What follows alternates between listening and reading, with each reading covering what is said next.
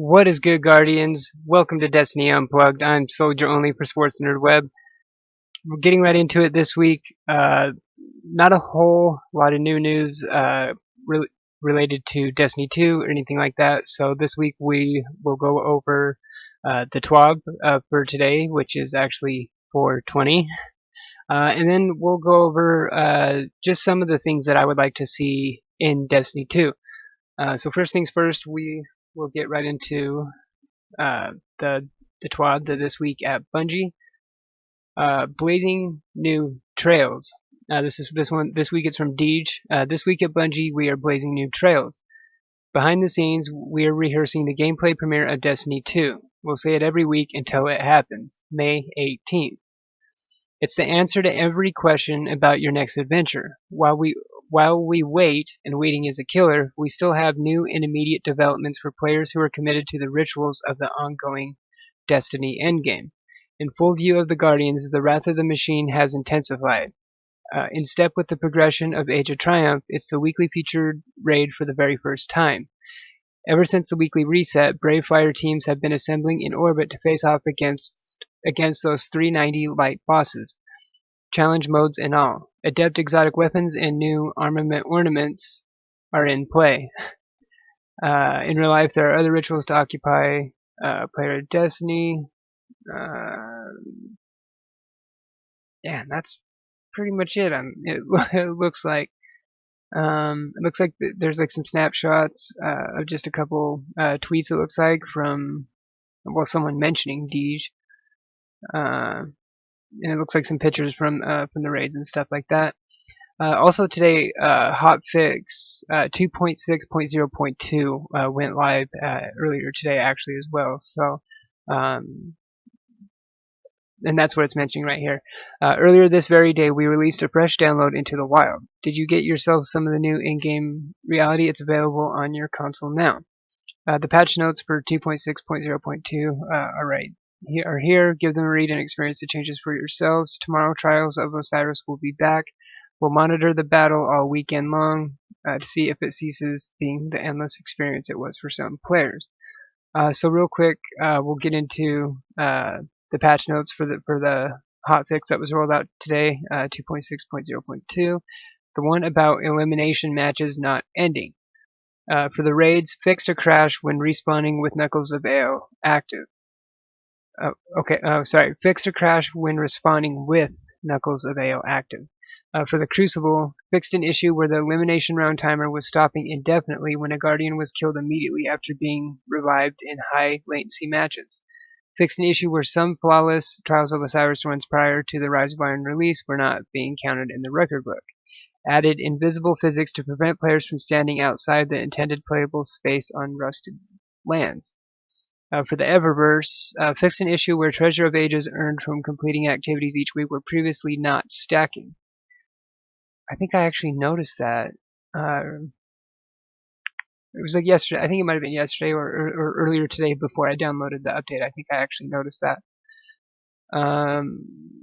Okay, and then also for the Eververse, fixed an issue causing some sterling treasures to not drop desolate armor.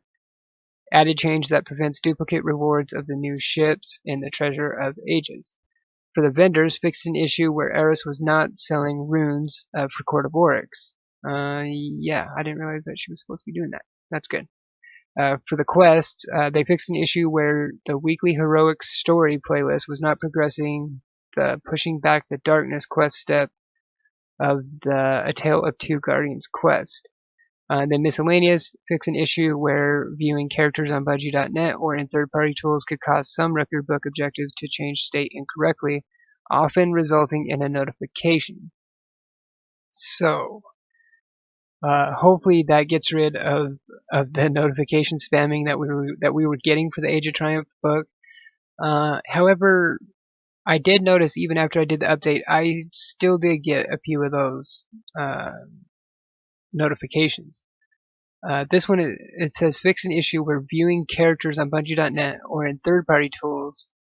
Okay, so just looking at them, it could cause the record of the book objectives to change state, often resulting in a notification. Alright, well, yeah, hopefully we won't be getting those anymore. Let's see, and looks like they have the What's Up Doc for the player support. For the Bungie bounty, looks like the Bungie bounty is the one and only, my favorite Destiny streamer, Tefty Teft. It looks like the Bungie bounty is going to be him, the region being California. It's going to be April 22nd at 2 p.m. Pacific on the Xbox One, and it's going to be in the Clash playlist. So that's awesome that they have Tefty Teft doing the Bungie bounty. Then it has the featured videos. And then it looks like in closing, to date, we've seen the return of every raid in Destiny. Next week, you'll have another shot at Crota's End challenge modes. If you want to tackle 4 raids every week, that's a thing you can do now. On a personal note, thanks to all the Guardians who crossed paths with me and my clan during Iron Banner. As much as I like to mix it up with the experts when FD is in town, I took this past event as a chance to catch up with and kick some ass with some old friends. It's always an honor to receive a good-spirited message after a well-fought game, and I've received a bunch over the course of the week. It reminds me that we have the finest of people moving through the internet in the armor of a Guardian. Thank you, Deej out. So once again, this is literally one of the thinnest TWABs that I've ever seen. So, I mean, obviously we're not really going to be getting a whole hell of a lot, unless there's any leaks. Obviously, I don't think we're really going to be getting anything from Bungie, anything official, until the May 18th gameplay reveal live stream. I think the only kind of, if we're going to get any kind of Destiny 2 news or anything like that in the meantime, it's going to be some kind of leak or something like that. Of course, what you can argue, the poster leak, for instance, a lot of people actually thought that was kind of Bungie orchestrated. Me personally, I don't know. I easily could see how it could have been, but I'm also not. I'm not one of the ones that thinks like there's no shot in hell that Bungie didn't have anything to do with it. But yeah, however, that's it for the TWAB. Moving on, I just want to go over a few of the things that I've been thinking about lately that I would like to see in Destiny 2. One thing I'm really interested to see, speaking of the gameplay reveal live stream on May 18th, I'm wondering exactly what they're going to show, what other information we're going to find out other than just seeing gameplay, right? Are we going to see how the open world is working? Because supposedly, I mean, a lot of the rumors that we're hearing now is that it's supposed to be much more open world. Think more along the lines of like Witcher or Skyrim or something like that, where you can go into like a town that has outposts and they're way more populated, has characters, and that's where your quest givers are and all that. And another thing that's going to make it interesting is obviously the fact that the tower's been attacked and the tower is no more, and the tower's residents and guardians and everyone is scattered, right? So if you think about it, it actually paves way to have a well-populated cosmodrome or Earth at least, because if all the tower residents and guardians and all that, if they're all scattered throughout the cosmodrome, then that makes sense that you would have NPCs and characters and stuff, that you can interact with on the way through. I'm really hoping that Destiny 2 is much.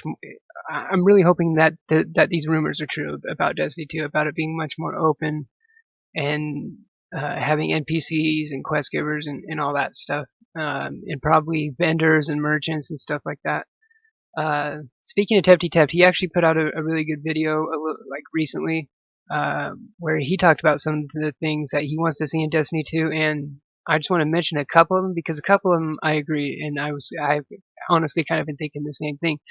One thing he was talking about, and I think it's a brilliant idea, is if they somehow, I don't want to butcher what he said either, so I'm kind of paraphrasing it, kind of making it my own.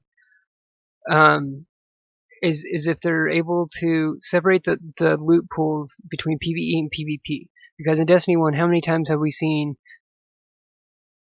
a weapon that was too OP or whatever it was in PvP or PvE, and it affected the other.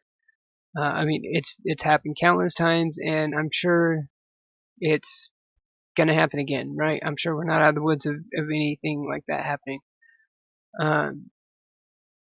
Because then if you do this, if you have it separated, then you can have weapons that are, crazy. Like think Borderlands, think along the lines of Borderlands 2. For PvE, you can have weapons that are just insane, overpowered. Um, that has crazy perks and abilities and stuff like that. But then for the PvP version, you have it where it's much more balanced and things like that. I think it would go a long way towards having a much more balanced experience. I mean, a lot of people are kind of expecting Destiny 2 to be much more PvE focused. Obviously, we do know that one of the expansions is Trials of Osiris themed, so obviously there's still going to be PvP. There's obviously probably still going to be Trials. As far as Iron Banner and all that, we don't really know if that's going to still be carrying over into Destiny 2. So yeah, we're gonna have to see exactly what they do with that. Another thing he mentioned that he would like to see more weapon customization, almost to like the point of crafting. A game recently that I really liked the weapon customization in it is Ghost Recon Wildlands. The way the weapon customization and all the different parts and how all that works. I would really love to see something like this in Destiny 2. I'd really like to see weapons that have, once again, think more along the lines of Borderlands 2, weapons where my Gallahorn can be way different than your Gallahorn, right? So maybe not just different perks, but have a much more bigger variety of different types of the same weapon. You know what I mean? Instead of having this archetype where every weapon of that type will fit into, and then maybe it just has a couple different perks that affect it, slightly. I would like to have the effect or the perks and the abilities and all that more have a bigger variety in it.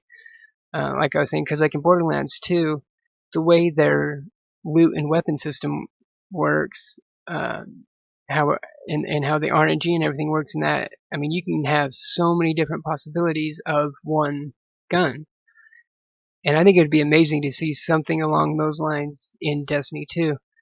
And I think that we will see a change in how the perks and everything work with the weapons.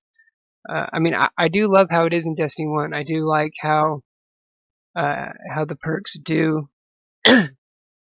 Excuse me, God. I do like how the perks can change one person's weapon to another person's of the same weapon. But I would like it just to make more of a difference, to have just more variety with it. So pretty much take what they did in Destiny 1 and then just expand upon it. And then who knows what we're going to be getting as far as God, excuse me, holy hell. And then what we'll be getting as far as other like classes and subclasses. Obviously we have seen Hunter, Warlock, Titan. I kind of wouldn't be surprised if we do see another one or see a new class. I definitely wouldn't be surprised if we see a new subclass added on top of the ones that we already have.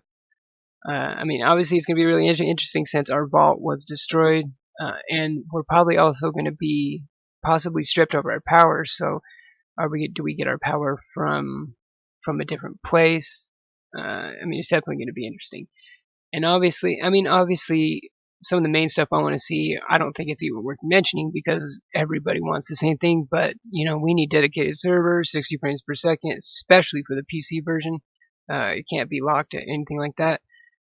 Having dedicated servers is going to improve the netcode, not just for PvP, for PvE as well. You will have a much better balanced and much more enjoyable experience, especially for PvP though, with all the lag and teleporting and all that you see in Crucible and Iron Banner and all that, with dedicated servers.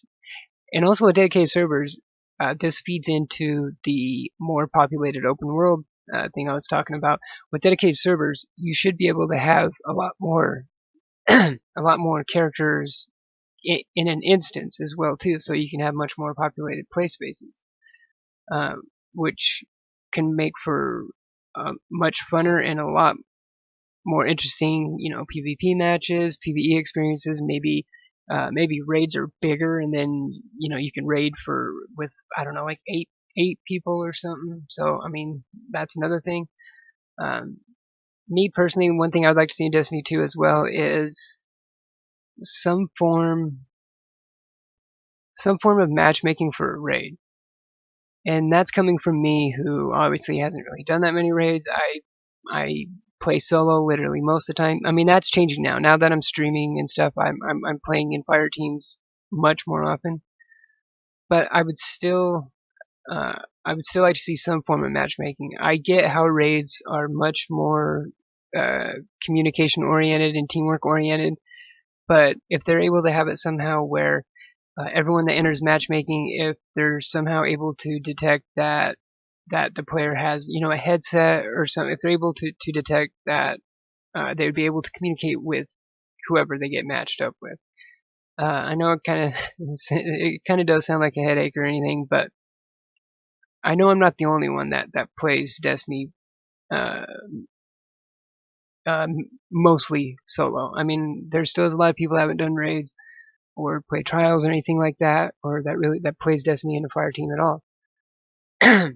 So I mean, that is just one thing that I personally would like to see. Maybe just some kind of matchmaking with a raid, or maybe have strikes more raid oriented.